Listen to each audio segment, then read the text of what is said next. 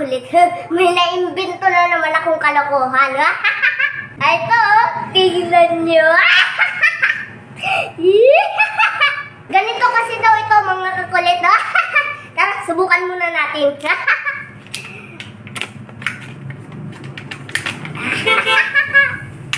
Yan. Testingin muna natin kung totoo nga ba.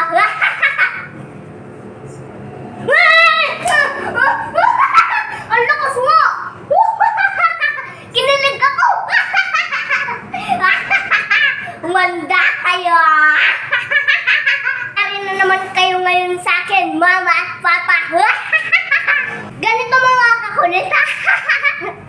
Ganito. Ipapasulat ko yung pangalan nila dito sa papel. Kung wari, inihingi ni ma'am yung pangalan nila. Ito mga kakulit, tatawagin muna natin si mama.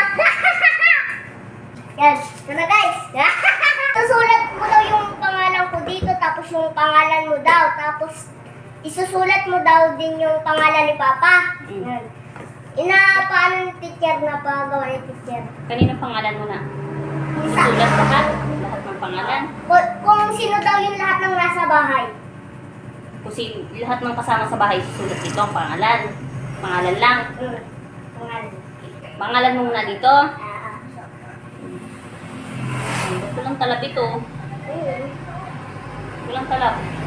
Pag kang bibitaw na may naulay mare. Ano ba yan? Kuryente yan! Simot! Saan ito galing? Oo. Yan yung mama, in-order ko lang. Ba't nakakakuryente? Saan ito galing? Yan yung nakakakuryente na ballpen. Palukuhan mo na naman. Di mo? Kinilig ka? Bibilit ko. Masakit nga. Nakakakuryente. Isipan kong orderin ito ay parang hindi ka na nakilig kay papa. Pero dito sa ballpen, kinilig ka. Palukuhan mo. Tawagin mo mama si papa. Tapos si papa naman pagsusulatin ko ng pangalan dito. Sige. Sige. Para makaganti ako. Okay. Ano yan?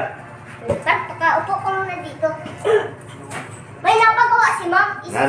Isusulat daw yung pangalan ng lahat ng nandito sa bahay. Bakit daw? Ay, inapagawa sa amin ni ma'am. Susulat dito?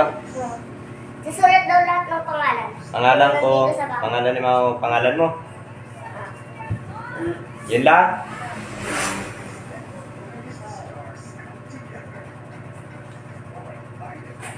Huwag kang bibitaw na may naulay mare.